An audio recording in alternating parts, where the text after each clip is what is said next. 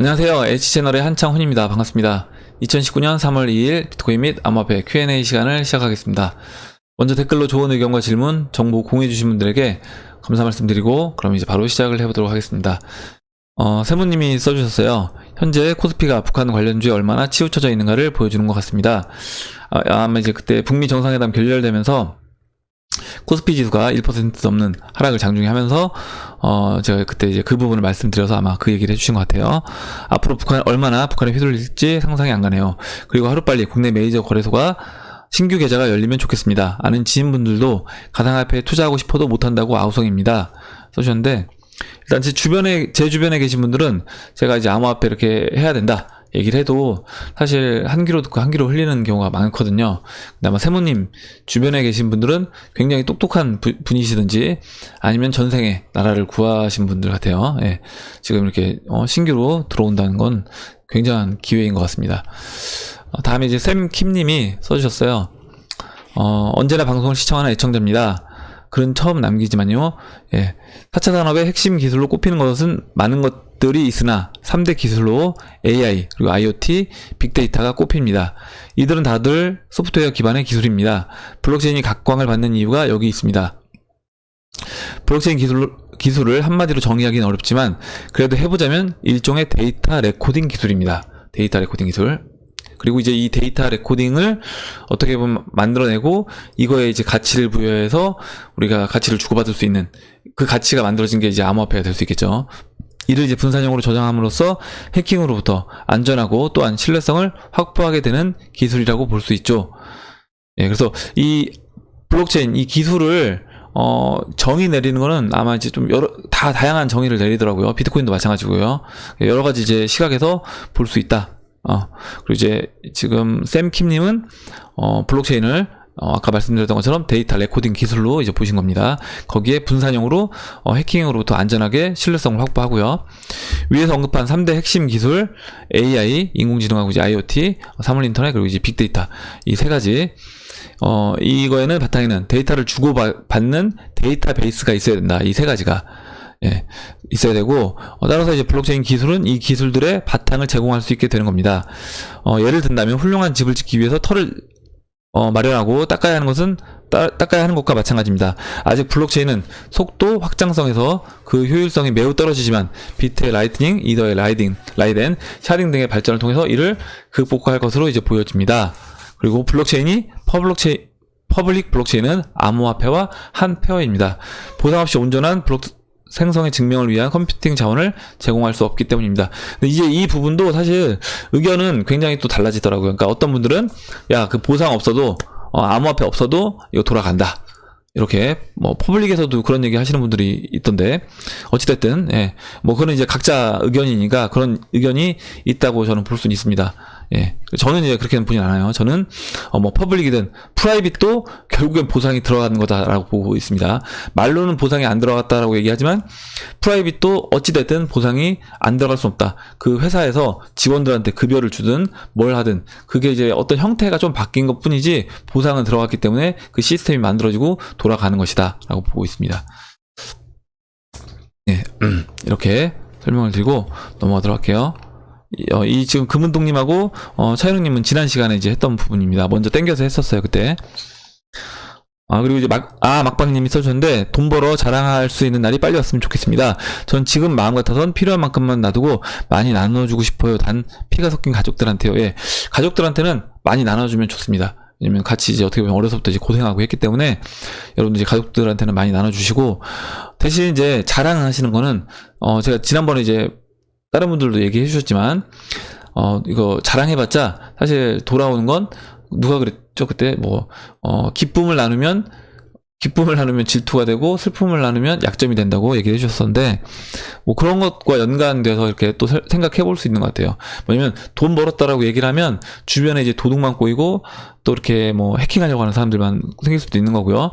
그리고 이제 그렇지 않다고 하더라도 또 돈 빌려달라는 사람들 주변에 근데 돈 빌려달라고 하는데 내가 돈이 많은데 또 안 빌려주기도 이제 되게 그렇잖아요. 이 사람이 그러기 때문에 일단은 이런 거는 자랑 안 하고 그냥 진짜 맛있는 거 할 때 밥값을 그냥 본인이 직접 내신다거나 이렇게만 하셔도 괜찮을 것 같습니다. 다음 보도록 하겠습니다.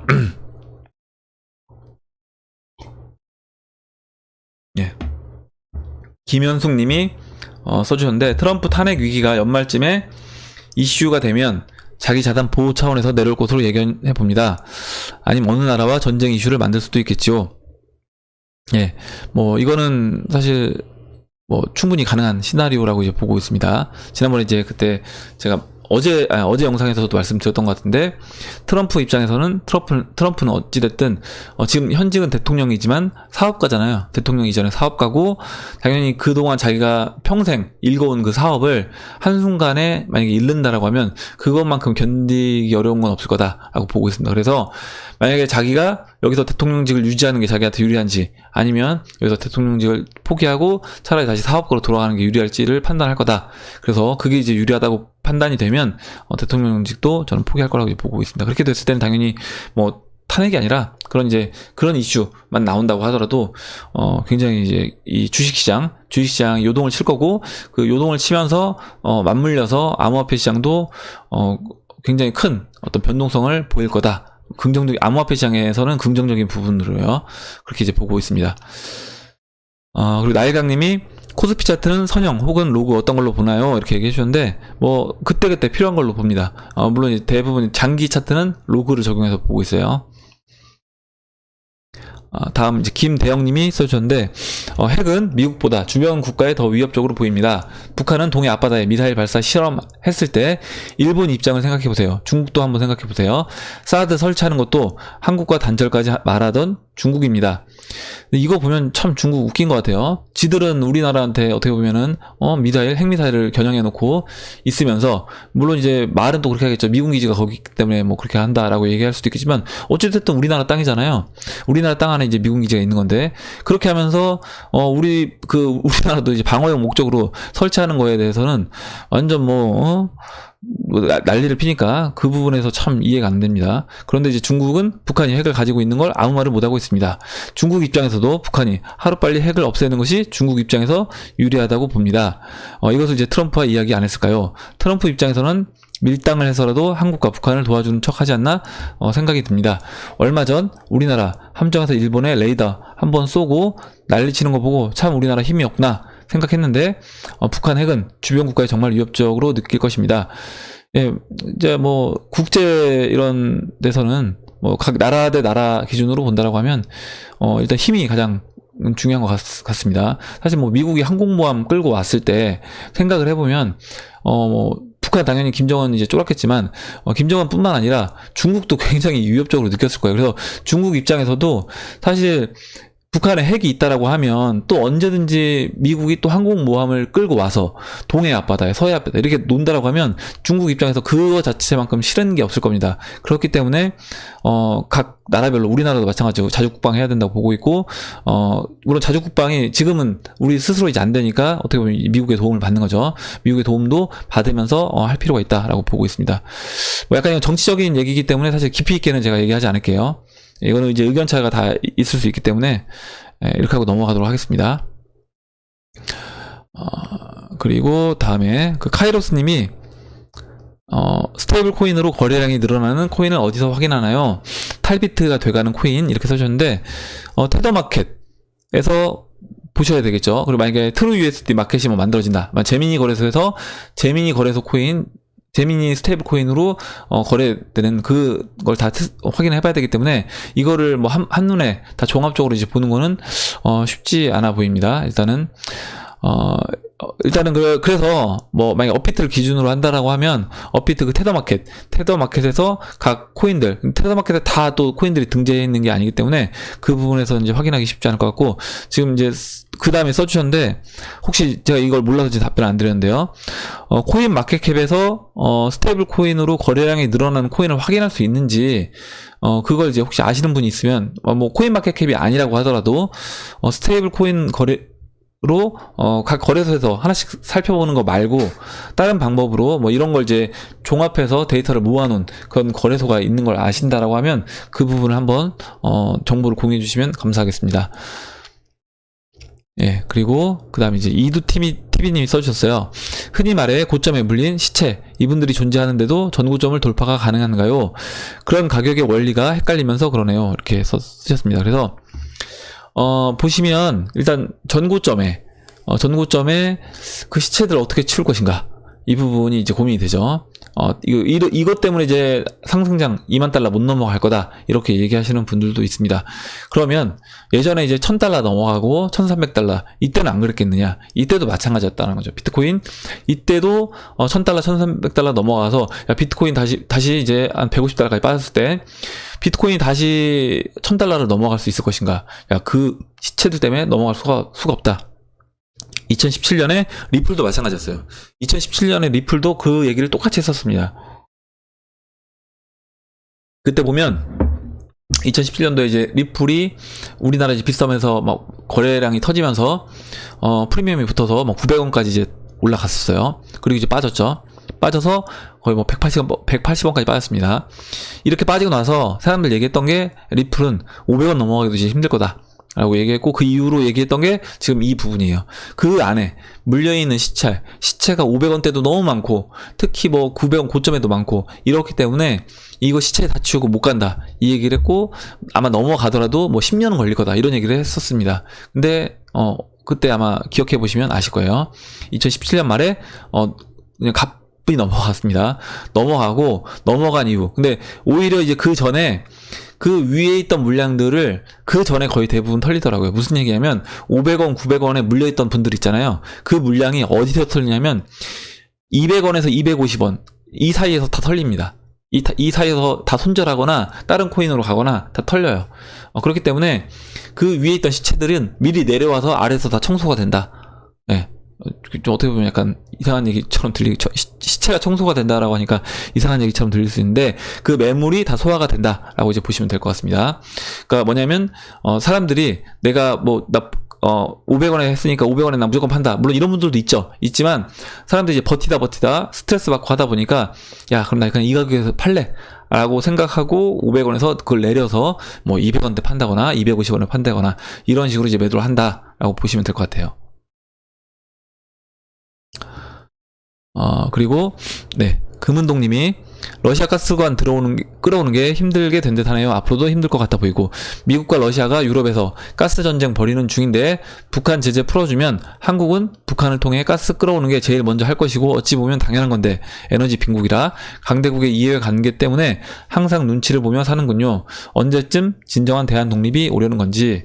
예, 그래서 저는 이제 뭐 개인적인 시각으로는 만약에 우리나라가 이제 통일이 돼서, 이 통일이라는 게 뭐 바로 뭐 북한하고 정부를 합친다, 이거 개념은 아니고요. 일단 그 안에 북한이 어느 정도 경제적으로 성장하는 부분이 필요하고, 그러면서 자연스럽게 어떤 통일로 연결돼서 진행될 수 있다라고 하면 그때는 뭐 가능하지 않을까, 이런 생각을 합니다. 그러면서 이제 더불어서 중국이 그 소수민족들이 이제 독립이 되면서 그와 맞물려서 같이 진행된다라고 하면 더 빨리 진행될 수도 있을 것 같아요.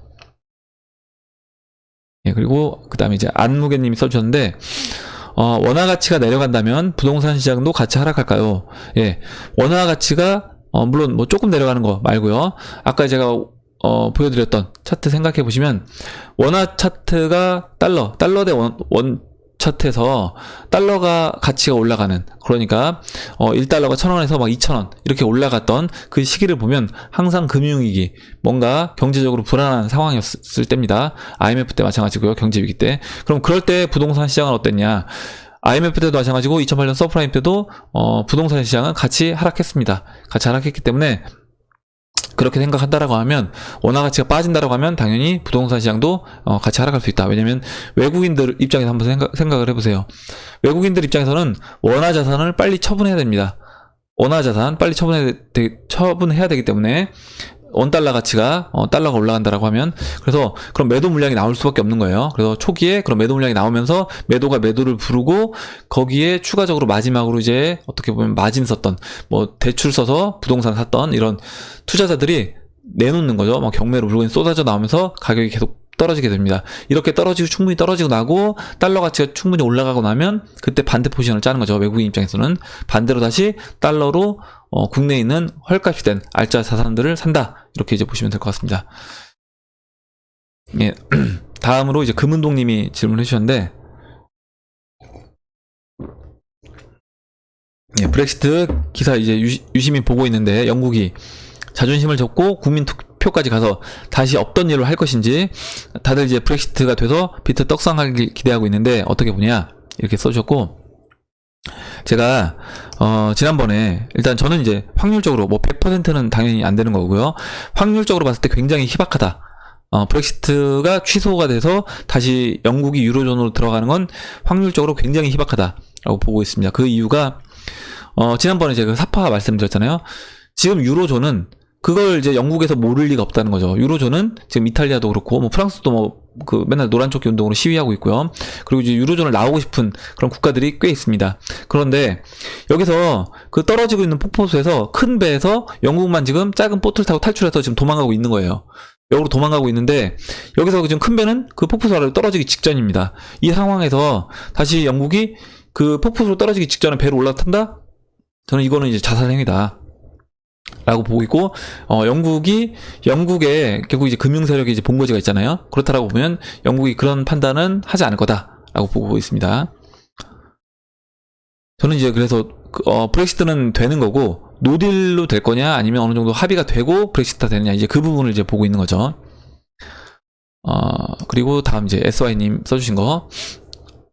근데 노딜도 충분히 가능성이 있어 보여요. 예. 왜냐면 영국 입장에서 생각해 보면 어차피 유로존 뭐 이제 막 무너지기 시작해서 너도 나도 없이 막 빠져나온다라고 하면 그때 어수선할 건데, 뭐 우리만 또 그 전에도 이제 유로존에 있을 때도 어떻게 보면 계속 자기들 호구짓 한 것 같은데, 또 브렉시트 끝나고 나서 또 호구짓을 또 한다?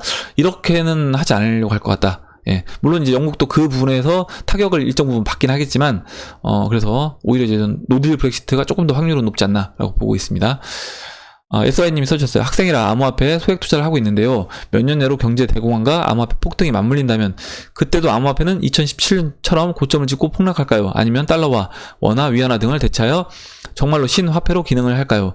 스테이블 코인을 발행하여 이것으로 양적 완화를 하여 달러의 수명을 연장할 수도 있지 않을까요? 네.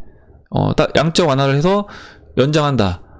양적 완화해서 연장하는 게, 그 연장이라는 게 일단은 뭐 지금 베네수엘라를 이제 보시면 될 것 같아요. 베네수엘라에서 볼리바르가 한 번에 하는 순간에 딱 0원으로 간다, 이건 아닙니다.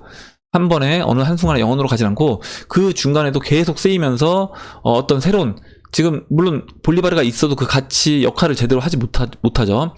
그런 것처럼 저는 이제 만약에 달러가 양적 완화를 하는데 이걸 이제 주식시장을 끌어올릴 만큼 양적 완화를 진짜 막 거의 그 전에 이제까지 역사적으로 찍어냈던 양의 뭐 16배 이런 식으로 양적 완화를 한다라고 하면 그때는 사람들이 이제 바보가 아닌 이상 판단할 겁니다. 야, 이거 이제까지 역사적으로 진짜 뭐 거의 이렇게 찍어냈던 돈에 16배를 또 찍어내서 이걸 한다라고 하면 이 달러라는 것이 과연 진짜 가치가 있는 것인가, 사람들은 판단을 할 것이고, 아니다, 달러는 가치가 없구나 라고 생각을 하고, 그때는 저는 이제 암호화폐 시장으로 돈이 들어오지 않을까라고 생각합니다. 그리고 이제 2017년 고점 찍고 이제 폭락한 것처럼 또 폭락할 수 있느냐, 그 부분에서는 저는 다시 폭락할 수 있다라고 보고 있어요. 왜냐면 이 암호화폐 시장이 성숙기가 가기 전까지, 그리고 자산별로 그 어느 정도 고점 영역에 들어가면 일정 부분 매도를 해야 되고, 그 또 수익을 실현하고 분명히 이제 저평가 영역에 있는 그런 자산들이 세력 입장에서도 보일 것이기 때문에, 만약에 암호화폐 시장이 단기간에 급등해서 채널의 상단부에 터치하고 채널 상단부를 넘어간다 라고 했는데, 그때 만약에 다우지수는 뭐 10,000포인트까지 빠져서 반토막 나 있는 상황이다 라고 하면 세력 입장에서는 당연히 이거를 일정 부분 이익 실현해서 지금 싼 헐값에 있는 주식시장으로 돈을 넣고 싶을 거라는 거죠. 그렇다고 하면 당연히 그때는 암호화폐 시장도 일정 부분 조정을 받을 수 있다라고 보고 있습니다. 그래서 이제 5년 내로 불장이 온다면 비트를 파는 게 좋을지 남겨둬야 할지 아직 너무 이런 걱정이긴 하지만 요즘 이 부분에 대해서 고민이 참 많은데, 그래서 저는 이제 저 같은 경우는 항상 얘기하지만 일정 부분은 남겨놔야 된다.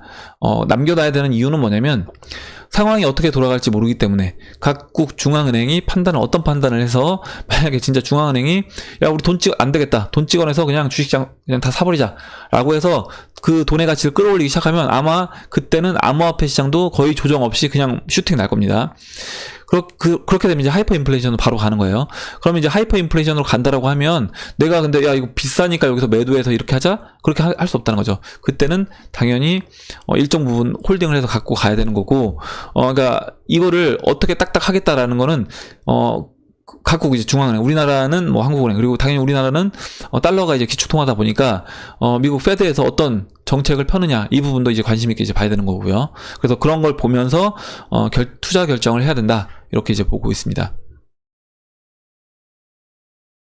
그리고 이제 JSH님 써주셨는데 이번에 이더리움 하드포크 되었는데 하드포크 코인 에어드랍 해준다고 알고 있었는데 예 그러니까 뭐 어디서 보셨나봐요. 알고 있었다라고 얘기하시는 거 보니까. 근데 일단 저는 하드포크 에어드랍이 아닌 걸로 알고 있습니다. 레저 나노 지갑에 이더리움을 보관하고 있는데 레저 나노 지갑으로 에어드랍을 해주는지 알고 싶습니다. 예, 레저 나노 지갑에 있어도 에어드랍 받을 수 있는데 일단 이번에 하는 그 하드포크는 에어드랍과는 이제 관계 없는 걸로 알고 있습니다. 그래서 다시 한번 확인해 보시면 될 것 같아요. 만약에 또 제가 잘못 알고 있다라고 하면 답변 달아주시면 제가 수정해서 다시 방송할 수 있도록 하겠습니다. 그리고 마지막으로 맥장님이 질문하신 내용까지만 보도록 하겠습니다. 리플사에서 XRP를 매달 15개씩 매도를 하면 XRP 가격에 얼마나 많은 영향을 미칠까요? 혹시 그래서 XRP 가격이 안 오르는 건 아닌지 의문이 드네요. 예, 이거는 이제 아마 XRP 전문으로 방송해 주시는 분들이 많이 얘기해 주셨을 거예요. 리플 팩토리님, 하고 또 뭐 크립토 토마토님 또 이제 아마 얘기를 해 주셨을 것 같은데 일단 그 리플사가 매달 15개씩 풀리는 양이 거래소에서 이렇게 매도가 되는 건 아니다.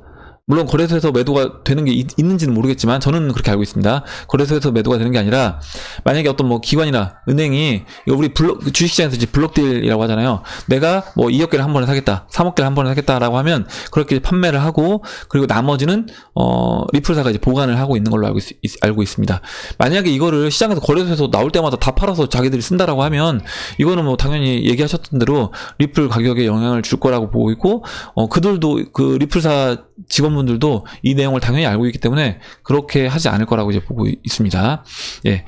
오늘 Q&A 시간은 여기까지 하고요.